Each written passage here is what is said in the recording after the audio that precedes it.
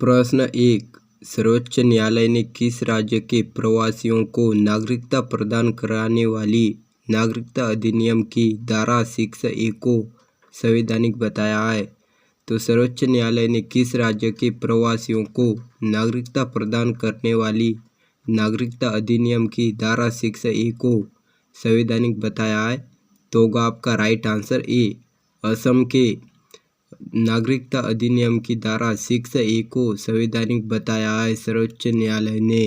प्रश्न दूसरा, NCRB report 2024 के अनुसार भारत में छात्र आत्महत्या के मामले में सालाना कितने प्रतिशत की वृद्धि हुई है? तो कितने प्रतिशत की वृद्धि हुई है NCRB रिपोर्ट के अनुसार भारत में छात्रों की आत्महत्या के मामले में? तो होगा आपका राइट आंसर बी, 0.4% की वृद्धि हुई है भारत में छात्र की आत्महत्या के मामला। प्रश्न तीसरा, भारत ने किस देश को जल पाइपलाइन प्रतिस्थापन परियोजना के लिए पहली बार अपनी मुद्रा में 487 करोड़ रुपए का ऋण प्रदान किया है?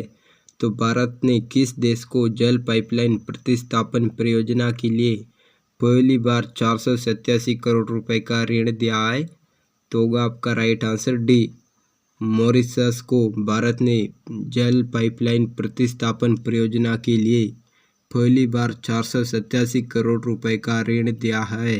प्रश्न चौथा, भारतीय आयुर्विज्ञान अनुसंधान परिषद ने किस बीमारी को पता लगाने के लिए हाथ में पकड़ी जाने वाली एक्सरे मशीन विकसित की है?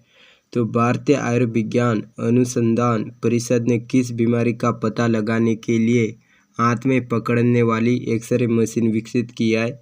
तो होगा आपका राइट आंसर सी, टीबी बीमारी को जानने के लिए हाथ में पकड़ने वाली एक्सरे मशीन का निर्माण किया गया है भारतीय आयुर्विज्ञान अनुसंधान परिषद द्वारा। प्रश्न पांचवा, सेबी ने कब से कॉर्पोरेटेड बॉन्ड बाजार में तरलता की कमी को दूर करने के लिए लिक्विडिटी विंडो फैसिलिटी शुरू करने की घोषणा की है? तो सेबी ने कब से कॉर्पोरेटेड बॉन्ड बाजार में तरलता की कमी दूर करने के लिए लिक्विडिटी विंडो फैसिलिटी शुरू करने की घोषणा की है? तो होगा आपका राइट आंसर सी, 1 नवंबर से शुरू करने की घोषणा की है सेबी ने। छठवां, किसके द्वारा नई दिल्ली में अंतर्राष्ट्रीय मेथनॉल संगोष्ठी एवं प्रदर्शनी का आयोजन किया गया है? तो किसके द्वारा नई दिल्ली में अंतर्राष्ट्रीय मेथनॉल संगोष्ठी एवं प्रदर्शनी का आयोजन किया गया है? तो होगा आपका right answer B, NITI Aayog द्वारा हाल ही में नई दिल्ली में अंतर्राष्ट्रीय मेथनॉल संगोष्ठी एवं प्रदर्शनी का आयोजन किया गया है। प्रश्न सातवां, कहाँ भारत तुर्की संबंध को मजबूत करने के लिए भारत तुर्की मैत्री संघ के गठन की घोषणा की गई है? तो कहाँ भारत तुर्की संबंध को मजबूत करने के लिए भारत तुर्की मैत्री संघ का गठन होगा?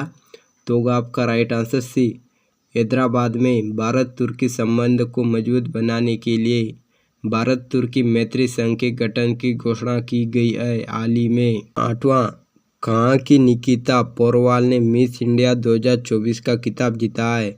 तो कहाँ की है निकिता पोरवाल जिसने मिस इंडिया 2024 का खिताब जीती? तो होगा आपका right answer C, Madhya Pradesh की निकिता पोरवाल ने मिस इंडिया 2024 का खिताब जीती।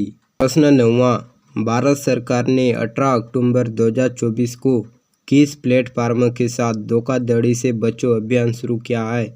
तो भारत सरकार ने 18 अक्टूबर 2024 को किस प्लेटफार्म के साथ धोखाधड़ी से बचो अभियान शुरू किया है? तो होगा आपका right answer B, Meta platform के साथ भारत सरकार ने धोखाधड़ी से बचो अभियान शुरू किया है हाल ही में। प्रश्न 10वां, किस देश में राष्ट्रपति द्रौपदी मुर्मू को राजनीतिक विज्ञान में मानद डायरेक्ट की उपाधि से सम्मानित किया गया है? तो किस देश में राष्ट्रपति द्रौपदी मुर्मू को राजनीतिक विज्ञान में मानद डायरेक्ट की उपाधि से सम्मानित किया गया है? तो होगा आपका राइट आंसर ए, अल्जीरिया देश में राष्ट्रपति द्रौपदी मुर्मू को राजनीतिक विज्ञान के क्षेत्र में मानद डायरेक्ट की उपाधि से सम्मानित किया गया है। प्रश्न 11वां, केंद्र सरकार ने केंद्रीय कर्मचारियों के महंगाई भत्ते में कितने प्रतिशत की बढ़ोतरी को मंजूरी दी है? तो केंद्र सरकार ने केंद्रीय कर्मचारियों के महंगाई भत्ते में कितने प्रतिशत बढ़ोतरी की मंजूरी दिया है?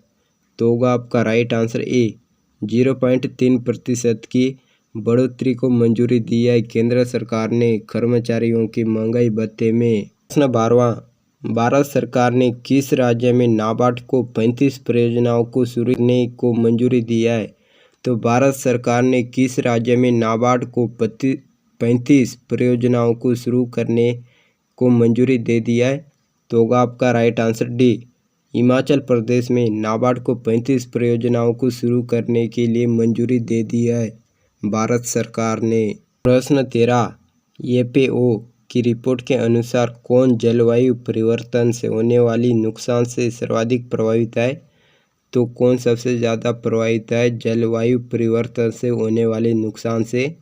तो होगा आपका राइट आंसर सी ग्रामीण किसान सबसे ज़्यादा प्रभावित हैं। प्रश्न 14, शंघाई सहयोग संगठन एससीओ में शामिल होने वाला अंतिम देश कौन सा है? तो कौन सा अंतिम देश जो शंघाई सहयोग संगठन में शामिल हुआ?